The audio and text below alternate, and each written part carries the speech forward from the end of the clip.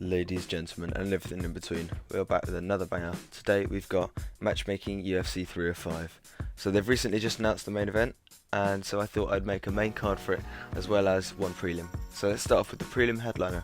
I've gone for Kai Kara France versus Steve Ercik. I would have liked to have seen Kai fight Manel Kape, but obviously he's booked in Manchester for UFC 304 against Mohammed Mokaev. So you know what, I don't mind seeing this fight.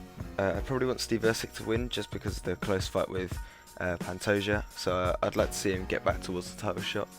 But you know what, this is a good win, and whoever wins this should probably fight the winner of Mokaev and Kape, in my opinion, just because you know you could have the rivalry between Kai Kara France and Manel Kape, or you could get Steve versus Manel Kape, Steve versus Mohammed Mokaev, or Kai Kara France versus Mohammed Mokaev, and then the winner of that one could obviously then fight for a number one contendership. There's not really a clear number one contender, so you could actually just skip it all together and then have the winner out of the two winners, whoever performs the best, could get a title shot.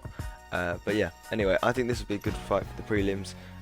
You could maybe put this on the main card and switch one of the other fights down, but I think this is a good placement for it. Right, let's go for the main card opener. I've gone for Tai Tuivasa versus Chris Barnett. I like both guys. Me personally, I prefer Chris.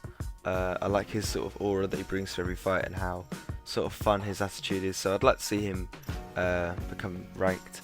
I also think that this is a win-win for the UFC. If Tai wins, then then they break his losing streak, and if Chris wins, then they've got a fan favourite ranked fighter. Instead of matching him against someone like Waldo Cortez Acosta, who maybe hasn't got a huge fan base and had a fairly boring last performance, if you do that and he does a similar thing now, well, it's going to kill the crowd.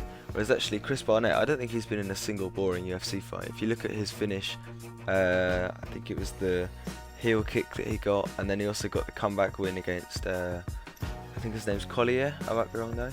But yeah, so I would like to see them two fight, and also if Tai loses, I'm not going to be that sad because he's lost to someone I quite like. But yeah, right, okay, let's go. Next fight on the main card, we've got Renato Moicano versus Dan Hooker. I don't know if it's Renato or Renato, but I'm not sure. I'm going to call him Renato. I think this would be a good fight. I would have liked to have seen Dan versus maybe a Benoit Saint Denis in Paris, but equally, I think they're going to do Fiziev versus Saint Denis now. So you know what? Put this on the UFC 305 card. If Moicano wins and Paddy is able to win on UFC 304, then they could fight maybe later in the year, maybe on the Conor card. And I think that if Dan wins, he could then maybe fight the winner of Fiziev and Saint Denis. But yeah, all of those are good matchups, to be fair, and every single one of those fights I'd like to see. So I think that makes a lot of sense. Again, you could really switch the order about. You could put this as the main card opener, or even if you wanted to, you could put it as a prelim headliner, but I'd probably rather see this over Kai Kara France and Steve Ercik. Also, I think the build-up's going to be better, because obviously Moicano likes to talk a lot, and Hooker's just a bit of a madman. But yeah, right, let's get to the featured fight of the night. We've got Shavkat Rakhmonov versus Jack Della Maddalena. I had to shorten all their names because Shavkat's name wouldn't fit, and then tried fitting Jack's in, and it was like barely, you weren't able to read it anyway. But yeah, so I don't think there was a point in time where I thought this would be the perfect fight to make, and then I thought this fight wasn't going to happen, but now I'm starting to think it is, because on the board behind Dana White, it got leaked that Jack Della Maddalena is fighting. I thought he was injured, but if he is able to fight, then we know he's the B-side, so he's either fighting Kamaru, who he might fight Usman, but I don't think he would. Bilal, who's already booked, so he won't fight him. Shavkat or Colby, but I don't think Colby would fight him. I don't think Colby would choose to fight JDM over Ian Gary, considering Ian's a bigger name and probably has more interest around it. So I think the most likely option is Shavkat. This is a fight that I really want to see. If you got rid of the co-main event, I wouldn't be mad if this was the co-main event, but I've got a bit of a bigger fight for that. I think that I'd like Shavkat to win, probably by knockout. Definitely not a decision, because I think the idea that he's got an 100% finish rate is a lot of what his hype's all about. But yeah, I think that way if he gets a knockout, then he's got a fairly even distribution between submission and knockout. But you know what? I don't mind JDM too much. I just think that Shavkat being undefeated, I think the Leon fight is a lot bigger than the JDM fight. But yeah, tell me what you guys think in the comments below about who wins this one, because this is one that I'm quite stuck on. But yeah, alright, let's go to the co-main event. I've gone for Alexander Volkanovski versus Aljamain Sterling. This is the one that I think the UFC should definitely make. At the moment, I think Aljo's been calling out Movsar Evloev, but to be honest, I'd rather see him fight Volk. Obviously Volk's coming off of 2 knockout losses, and the reason I've matched him up against Aljamain Sterling is because I don't think Aljamain's knocking anyone out. I don't know if he's actually got a single career knockout. I'll have a look now and try and talk at the same time, but I'm not very good at multitasking. But yeah, I think that it makes a lot of sense to have these 2 fight, and that way you get 2 champions fighting, and it's very promotable. You've got 2 former champs. Aljo has only knocked out 3 people in 28 fights, so the chances of him knocking out Volkanovski are fairly low. And he's not got the power of Topuria, and he's not got the striking capabilities of Makhachev. So you know what? I wouldn't mind seeing this fight. And obviously 2 former champions, former featherweight champion and former bantamweight champion, and you know what, you could actually make the argument that they are the greatest of all time in their respective divisions. So I'd like to see this fight. I'd rather see this fight over something like Volkanovski versus, I'm trying to think who you could match him up against. Maybe, let me have a look.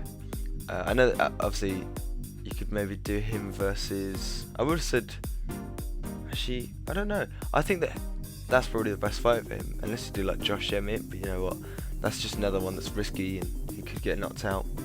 Unless he did him versus like, you know what, no, I think I'm looking at the rankings now, and I think that is the best fight for Volk.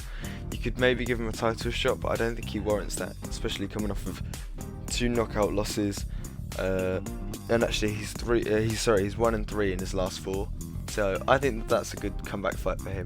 I don't see him finishing Aljo, but you know what, if O'Malley was able to finish him, then Volk might be able to.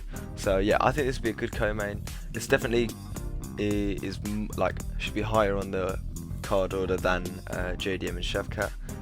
But yeah, okay, right. For the main event, this is a no-brainer for me. Dricus du Plessis versus Israel Adesanya. It's already been confirmed, and you know what? I don't actually hate the fight.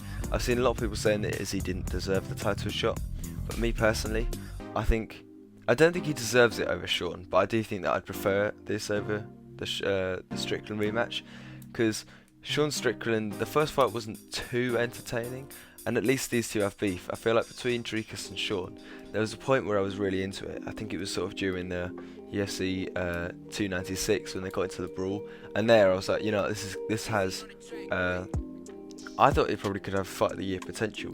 You know, you've got Dricus, who's a bit of a reckless striker, and then you've got Sean, who was coming off of a very dominant performance over Adesanya. So I thought it could have been fight of the year. It turned out it wasn't. It was fight of the night, but not fight of the year.